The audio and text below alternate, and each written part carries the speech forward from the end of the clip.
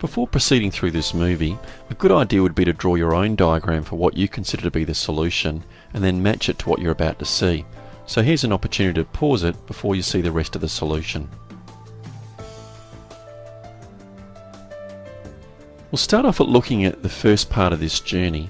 James walks 5 kilometres on a bearing of north and then 26 degrees towards the east. So there's the first part of our journey.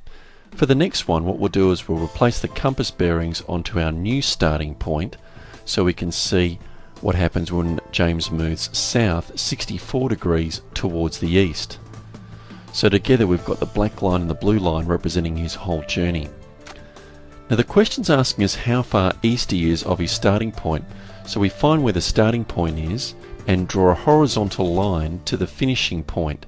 We need to work out that distance. And we'll do that by splitting the journey up into two parts.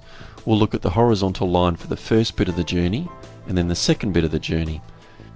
Thanks to the compass directions that give us our bearings, we're also able to say that the 26 degrees that's shown in blue is an alternate angle to the 26 degrees shown in purple because the compass directions make parallel lines. To find the two separate distances going eastward, we'll split it up into two right-angled triangles. To find D, we can use sine, because sine of 26 degrees is equal to opposite over hypotenuse, or sine of 26 degrees equals D over 5.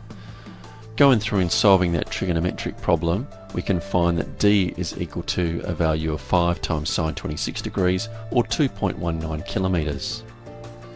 We'll repeat that for the second triangle. So sine of 64 degrees is equal to opposite over hypotenuse, or E over 6, and we can then find out what E is, and we get a solution of 5.39 kilometres. Combining the two lengths of D and E will give us the total distance that James has travelled in an easterly direction.